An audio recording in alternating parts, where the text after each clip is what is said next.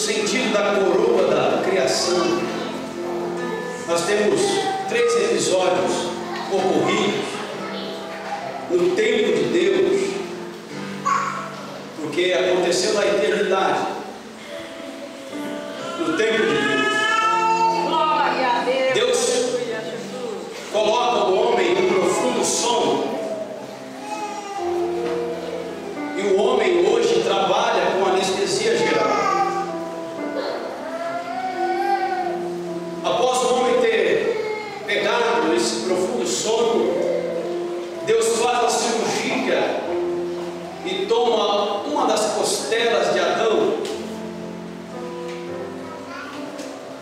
A palavra diz que Deus vai a algum lugar na eternidade, porque o termo diz, e trouxe a Adão. Então Deus vai a algum lugar na eternidade para fazer a mulher. O motivo de tomar uma das costelas é porque é na costela humana que existem as células vermelhas, e as células vermelhas são também chamadas cientificamente como células tronco, para se fazer clonagem. E o homem nos dias de hoje trabalha com clonagem.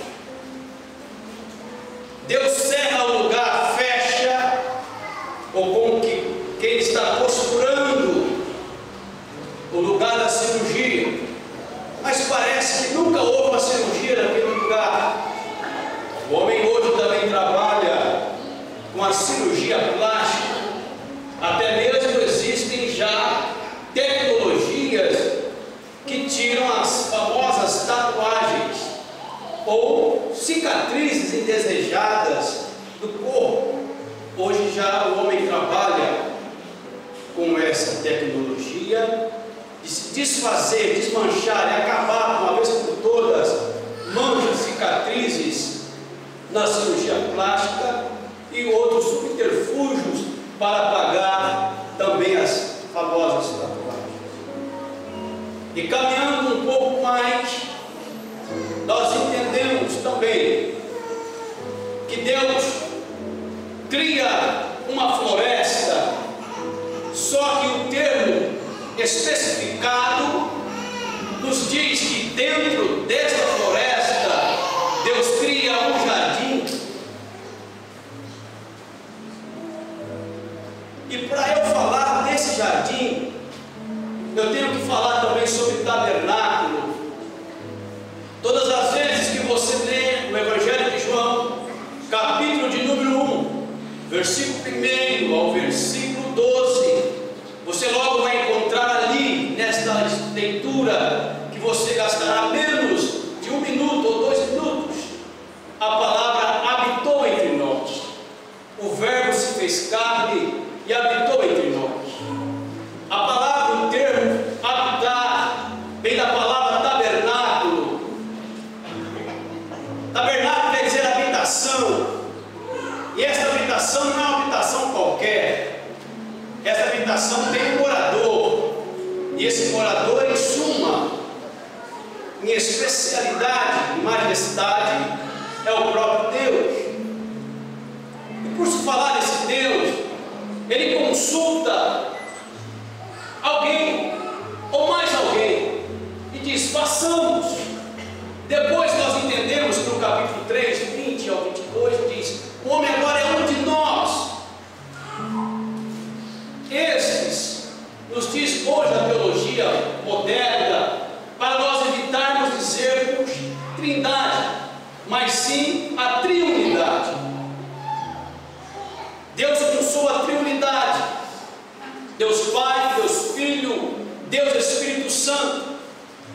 Deus cria, Jesus redime, o Espírito Santo santifica. Triunidade, 3 em 1. Para que você entenda melhor, a palavra tempo e a palavra espaço, que foi usada na teoria da relatividade de Einstein, ele usa 3 em 1. Verifique e pensa e chega no denominador comum comigo. Sobre o tempo, se eu falar no passado, o passado é tempo. Se eu falar no futuro, o futuro é tempo. Se eu falar no presente, o presente é tempo.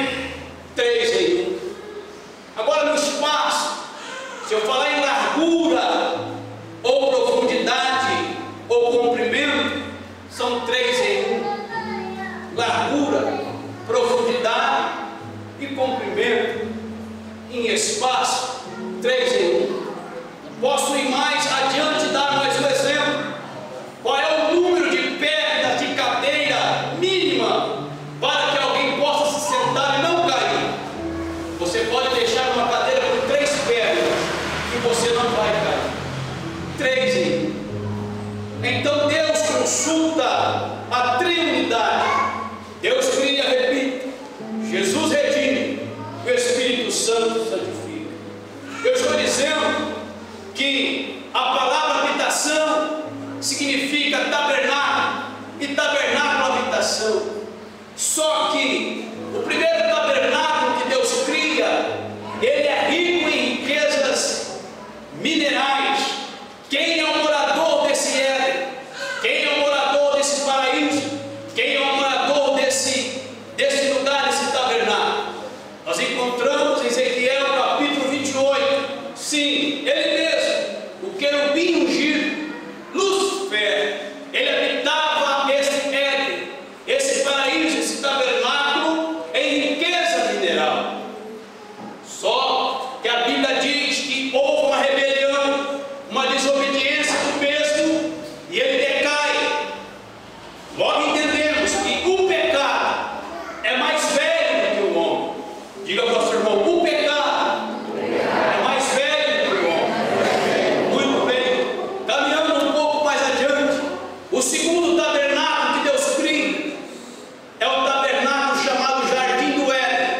Agora, por sua vez, rico em riquezas vegetais. Perceba que Deus cria dentro da floresta um jardim que é a habitação do Senhor. E ali a palavra nos informa que pela viração do dia, Deus vinha conversar com Adão, que ainda era solteiro, porque Deus coloca os animais para passar à sua frente, para ele dar nome, mas logo depois que cria Eva, ele recebe o poder de dominar. Está no capítulo 3. Enquanto celibatário, solteiro, você jovem mulher, jovem homem, quando solteiro, você não domina sobre nada, mas após o casamento, você recebe as bênçãos para ser fecundo. Eu acredito que você não está entendendo. Para ser fecundo, para se multiplicar, aleluia, ter e conquistar e dominar. A palavra dominar, se você for procurar o sentido original dela, você vai entender que é conquista. E a conquista fala aquilo que você cativa. Mas muitas das vezes aquilo que eu cativo, eu torno cativo daquilo. É por isso que o termo diz lá em 42 de Jó, livro escrito também por Moisés, assim: e Deus virou o cativeiro de Jó. Deus virou o cativeiro de Jó. Jó era cativo nas coisas que estavam se apegando. Jó era cativo nas coisas que estavam ao seu exterior. Mas quando Deus vira o cativeiro de Jó, ele tem uma visão introspectiva para dentro dele. Tudo ele podia perder, entendeu? Mas jamais ele devia perder a sua alma. Diga para o seu irmão, levanta a mão assim, bata na mão, irmão, diga: não perca a sua alma. Adore a Deus. Seja cativo do Senhor. Pode perder tudo, não perca a alma.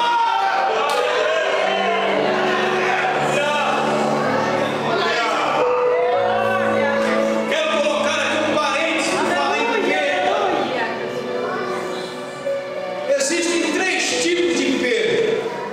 A primeira perda é a perda financeira. Para todos que gostam de história, vão entender que no ano de 1929, um tempo remoto que eu posso falar com precisão, houve a queda da Bolsa de Nova York e a política do café com leite, estado de São Paulo, café, leite em Minas, foi a bancarrota. Todos os fazendeiros montavam em seus celeiros sacadas e mais sacadas de café. E nesta época, nos Estados Unidos, nos países daquela corrida para ter o dinheiro, eles tiveram uma perda irreparável financeira muito grande. Pessoas pulavam de prédio, outros pegavam um revólver e tiravam suas próprias vidas, porque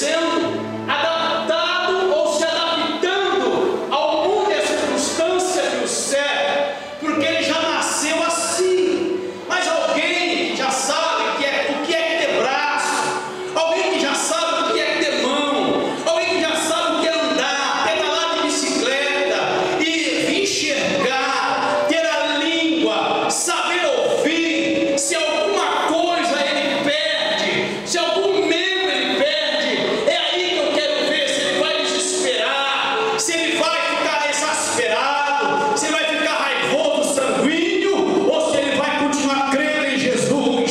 Levanta a sua mão mais uma vez que eu quero profetizar nessa noite. A Bíblia diz que Jó perdeu a saúde. Eu sinto a presença de Deus aqui já. Jó perdeu a saúde, mas ainda ele tinha, levanta a mão e segura, ainda ele tinha um pedaço de caco de telha na mão, um pedaço de caco de vaso na mão. Se eu sei, você perdeu o seu vaso, ele está tudo quebrado, mas se ainda houver um pedacinho dele, entrega na mão do milagroso Jesus Cristo, e ele vai transformar o seu cativeiro. Nesta noite, quem recebe, adora a Deus, glorifica aquele que tudo tem e tudo pode.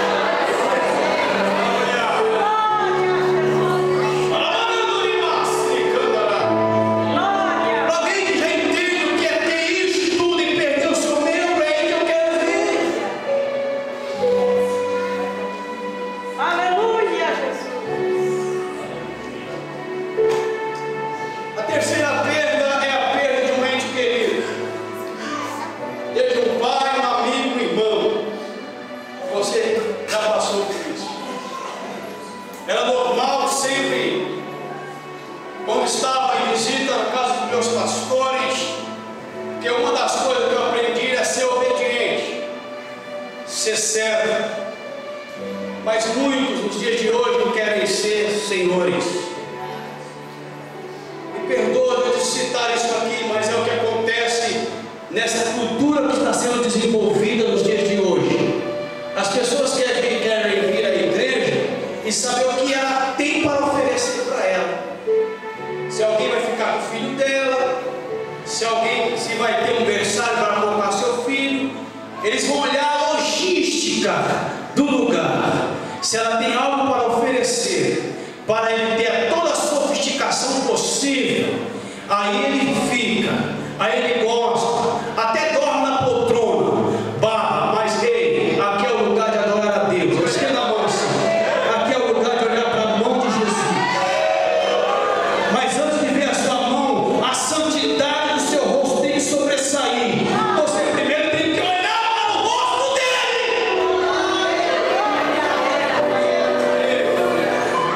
Maravilha de Deus. Essa historinha que você perdeu alguma coisa, depois colocar a culpa, você terceirizar a culpa. Ei, aquilo que você tinha, você era cativo disso. Deus tirou porque Ele sabe quem você é. Ele te conhece.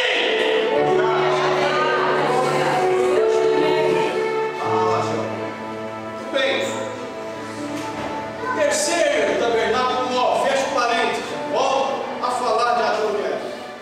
Terceiro tabernáculo móvel é todo aquele que está no deserto caminhando. Moisés está levando ele. Aí, olha o que diz nesses três versos. Que Deus fala: façamos o homem a nossa semelhança, a nossa imagem, que difere do capítulo 2, que depois ele cria daquilo que existe. Mas só que o capítulo 3 diz: agora o homem é como um de nós. Mas o homem já não seria igual a ele, quando ele diz: façamos o homem a nossa imagem, conformidade, a nossa semelhança. Mas diga para o irmão: não em estrutura.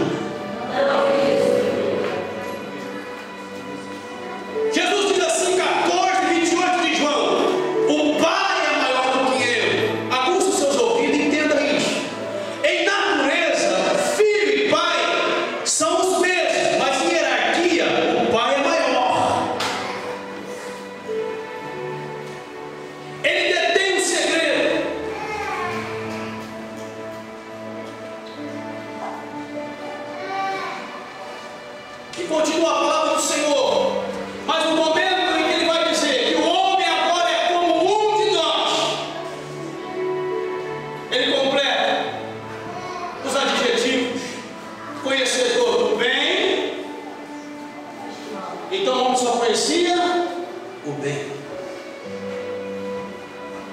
Conhecedor do bem e do... Então o homem só conhecia o bem. Ele diz: agora o homem se tornou um de nós. E quem está escrevendo isso, eu glorifico a Deus, que é Moisés, porque ele mesmo também escreve o Salmo 90, o Salmo 91 e o Salmo 92. Preste bem atenção. Isso você não vai encontrar em Google, pesquisa, não. Isso você encontra quando você olha para lá. Ele manda para cá. O Salmo 90 está dizendo, diga para o irmão, é a nossa condição. Aponta para o irmão, é a tua e a minha condição. Moisés está escrevendo, Salmo 90, que a minha e a tua condição é igual a erva, que a minha e a tua condição é como alguém está contando um conto que se conta.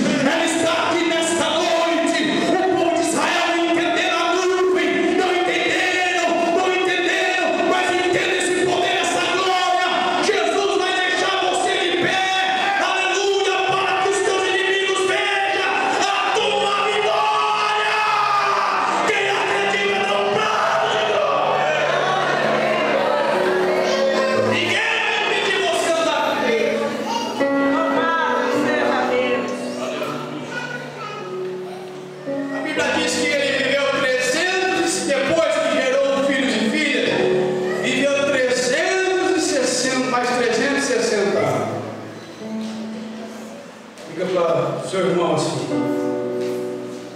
a idade não impediu Enoque a andar com Deus. Aleluia! Glória! Glória a Deus! É a nossa condição. É a nossa condição. Glória a Jesus! Mas quem está debaixo dessa sombra do Altíssimo, Ele é onipotente, Ele te carrega. Você vai até onde Deus apontou que você vai chegar. A Bíblia diz: Abraão olha, ele já com mais de 100 anos, ele olha e vê mais 100 anos, ou mais de 100 anos, ou seja, e olha e vê um monte de longe. Nesta noite não importa se alguma coisa está obstruindo a tua visão, mas visualize agora a tua bênção, em o nome de Jesus Cristo. Abra os teus olhos, abra os teus olhos, abra os teus olhos. Eu profetizo a abertura de olhos espirituais, não andar por vista, mas andar por fé. Quem quer essa unção? Quem quer esse poder? Bota mais uma vez na mão do teu irmão e diga: receba esta glória, esta bênção.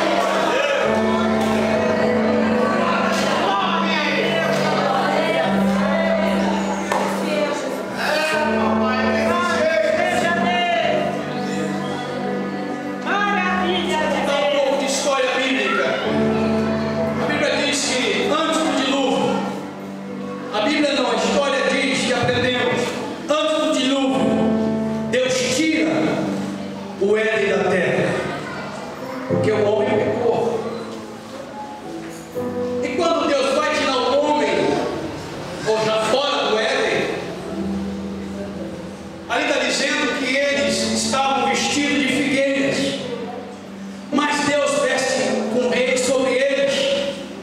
Deus não tira, diga para o Deus não tira a veste de figueira deles. Porque a Bíblia diz que Deus fez túnicas de pele. Túnica não é calça, túnica não é vestido, túnica se usa por cima, o sobretudo. E esse animal que Deus mata no Éden, porque o homem pecou, Deus mata um cordeiro, Salamacandoronas, simbolizando o seu filho.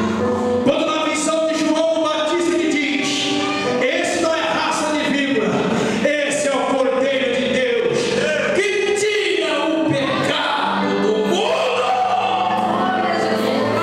Quem já recebeu esse perdão? Aleluia. glória a Deus! E veste eles.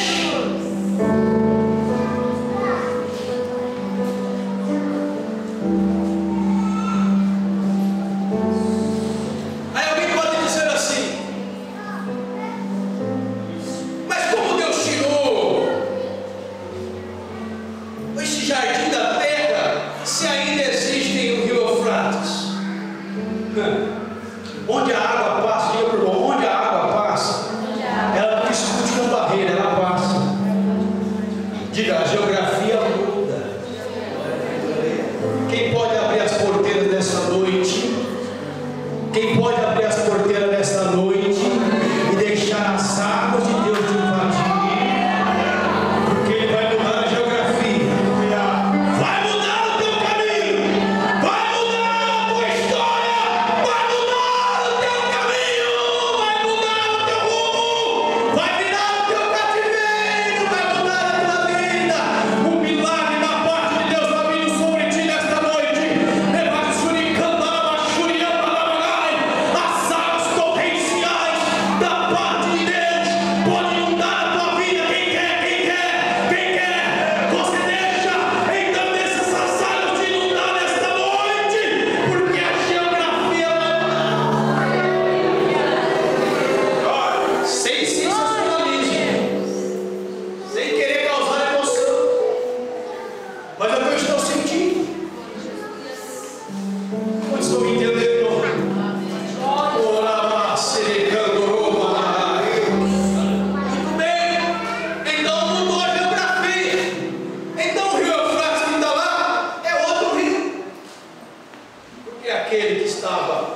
no jardim, a Bíblia não diz que são dois, são quatro: Gihon, Pison, Tigre e Eufrates.